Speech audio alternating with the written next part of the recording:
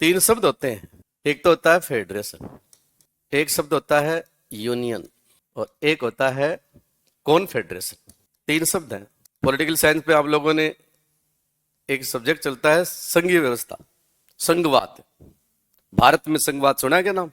इन तीनों को हिंदी में एक ही वर्ड आता है, इसके लिए आता है संघ, इसके लिए भी आता है संघ और इसके लिए आता है परिसंघ। उदाहरण की बात करें, फेडरेशन का उदाहरण बताओ। किस देश के संविधान में देश को एक फेडरेशन घोषित किया गया है? दुनिया का सबसे फेमस फेडरेशन जो है ना, वो है यूएसए। ध्यान रखना आप। और भारतीय संविधान में फेडरेशन शब्द का इस्तेमाल हुआ है या यूनियन? आर्टिकल 1, भारत जो कि इंडिया है, राज्यों का एक संघ है। यूनियन ऑफ स्टेट, राज्यों का संघ है। ये हो गया इंडिया, ठीक है। और कॉन्फेडरेशन का एक उदाहरण बताओ, परिसंघ। और फिर तीनों में अंतर समझो क्या होता है। परिसंघ का उदाहरण है यूएसएसआर, जिसको पहले सोवियत संघ बोलते थे। रशिया था ना, अब आजकल रूस है वो, लेकिन उस समय क्या था? नाम था उसका सोवियत संघ। अमेरिका के संविधान में अमेरिका को फेडरेशन घोषित किया गया है। दोनों को हिंदी में तो संघ ही बोलते हैं, यूनियन और फेडरेशन को, लेकिन दोनों में डिफरेंस है। फेडरेशन में क्या होता है? पहली बात तो यह कि फेडरेशन समझौते का परिणाम होता है, संविधान का परिणाम हो ये जरूरी नहीं। अमेरिका की 13 बस्तियों ने मिलकर समझौता किया था कि अपन सारा एक जगह होए और अंग्रेजान हराए, अरबी के बाद में एक नया देश बनाऊंगा और वो देश क्या होगा? एक फेडरेशन होगा। फेडरेशन समझौते का परिणाम होता है। और फेडरेशन की एक खास बात और होती है, उसकी जो यूनिट होती है ना, उनको केंद्र से अलग होने का अधिकार भी होता है। अलग हो सकती है वो, क्योंकि वो संविधान से नहीं बना है। जबकि भारत की बात करें अपनी यूनियन की, संघ की, तो भारतीय संघ की क्या विशेषता है? अमेरिकी संघ के अंदर तो लिखा है कि एक शब्द आता है आपके, अविनाशी राज्यों का अविनाशी संघ और विनाशी राज्यों का अविनाशी संघ। अमेरिका ने अपने आप को थोड़ा अलग बताया फेडरेशन के अलावा। अमेरिका को कहते हैं अविनाशी राज्यों का अविनाशी संघ। अमेरिका के अंदर न तो केंद्र यानी संघ की सरकार राज्यों को विनाश कर सकती है, राज्यों का नाम चेंज नहीं कर सकती, सीमा में परिवर्तन नहीं कर सकती, टुकड़े नहीं कर सकती, नए राज्य का गठन नहीं कर सकती। तो फिर आपसे कोई ये पूछे कि 13 से 50 कैसे हो गए? नए राज्य का गठन तो कर ही नहीं सकती वहां की सरकार, कैसे है बताओ? दूसरे देशों से आ गए। प्रोविजन है कि जो हैं उनके टुकड़े नहीं करेंगे, न नाम बदलेंगे। दूसरे देश के आने चाहिए तो वेलकम है। भारत में भी तो आए हैं। भारतीय संघ में शामिल होने वाला अंतिम राज्य तेलंगाना नहीं है, वो तो बना हुआ है। संघ में पहले से ही था वो तो। आंध्र प्रदेश का पार्ट था। सिक्किम है, क्योंकि सिक्किम भारत का नहीं था, नेपाल का था। इंदिरा गांधी ने शामिल किया था, पहले सह राज्य का दर्जा दिया और बाद में शामिल कर लिया। इसलिए अमेरिका और भारत की संघीय व्यवस्था की अपन बात करें तो ध्यान रखना, अमेरिका को कहते हैं अविनाशी राज्यों का अविनाशी संघ, क्योंकि वहां यह कहा कि भैया राज्य 7 तो हो गए हैं, ठीक है, संघ की सरकार राज्यों के नाम चेंज नहीं करेगी, सीमा चेंज नहीं करेगी, टुकड़े नहीं करेगी, लेकिन राज्य भी अमेरिकी संघ से अलग नहीं होंगे, इसलिए संघ का भी विनाश नहीं होगा। अविनाशी राज्यों का अविनाशी संघ। और भारत क्या है? भारत है विनाशी राज्यों का अविनाशी संघ। यानी दोनों संघ क्या है? अविनाशी है।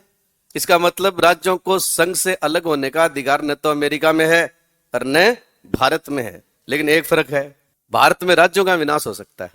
थोड़े दिनों पहले अपन ने एक राज्य का विनाश किया था, जम्मू एंड कश्मीर, और 2 टुकड़े करके यूनियन टेरिटरी बना दिया दोनों, लद्दाख और जम्मू कश्मीर केंद्र शासित प्रदेश बना दिए।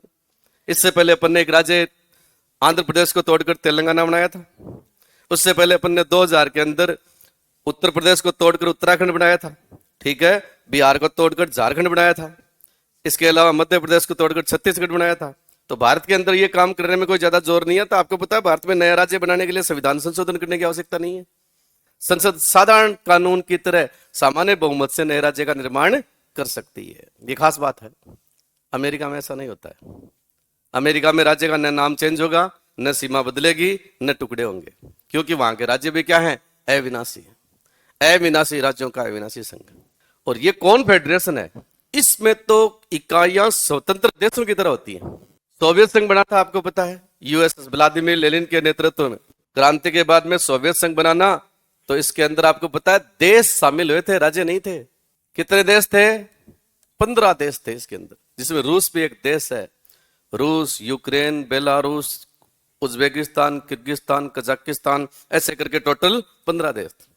और 1991 में जब सोवियत संघ का विघटन हुआ, तो उसका उत्तराधिकारी रूस को बनाया गया। उसका परमाणु बटन, उसका झंडा किसको मिला? रूस को। और 14 देश इससे क्या हो गए? अलग हो गए। उसके बाद भी दुनिया का सबसे बड़ा देश रूस ही है क्षेत्रफल में। भाई यूक्रेन क्या था? यूक्रेन रूस का पार्ट ही था, इसलिए तो लड़ाई हो रही है। अमेरिका वहां एंट्री करना चाह रहा है, और रूस कह रहा है कि तू यहाँ एंट्री करेगा तो माला हमारा पुराना भाई में नाराज होगा, लेकिन कोई बात को नहीं, तू यार नाटो में ले जैसी और यहां से निकट स्थापित करेगा तो हमारी सुरक्षा को खतरा नहीं है क्या? इसलिए लड़ाई कर रहा है पुतिन। तो ये जो सारी चीजें है ना, कौन फेडरेशन में क्या होता है कि जो इस परिसंघ में जो देश शामिल होते हैं ना, वो चाहे तो इससे क्या हो सकते हैं? अलग हो सकते हैं।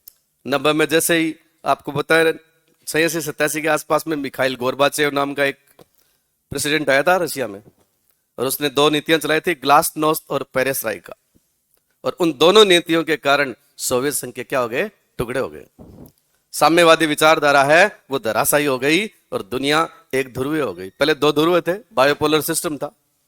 एक तरफ संयुक्त राज्य अमेरिका था जो पूंजीवादी विचारधारा का नेतृत्व कर रहा था, और एक तरफ सोवियत संघ था जो साम्यवादी विचारधारा का नेतृत्व कर रहा था।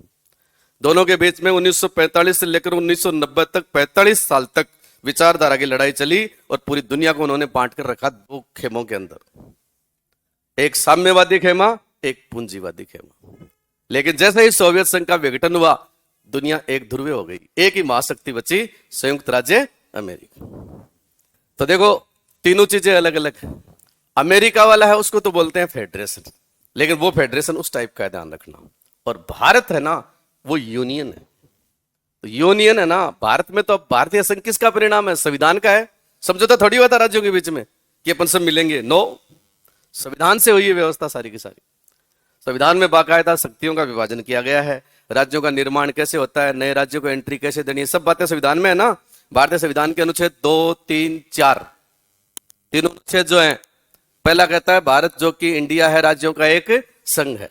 उसके बाद में नए राज्यों का निर्माण, अन्य देशों के राज्यों को भारतीय संघ में प्रवेश करने की प्रोसेस क्या है, ठीक ना, ये सारी बातें बताई हुई हैं शुरू के अंदर। पहला भाग है वो इससे संबंधित ही है, 22 भागों के अंदर।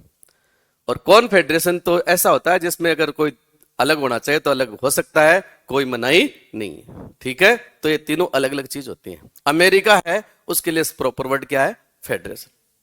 ये संघ है लेकिन फेडरेशन है, ध्यान रखना। भारतीय संघ की तरह कहां से लिया भारत ने? भारतीय संघीय प्रणाली किससे प्रेरित है? कनाडा से है। भारत का संघ है ना, वो कनाडा से मिलता जुलता है, अमेरिका से मिलता जुलता नहीं है।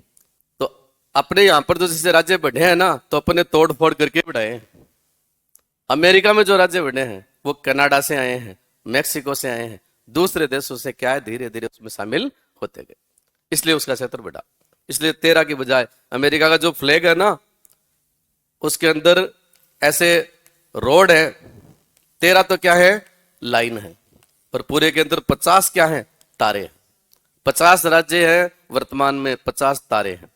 13 राज्य मूल थे, उनके लिए 13 रोड दिखा रखे हैं। ये उसमें, और ये तारे चेंज होते रहे।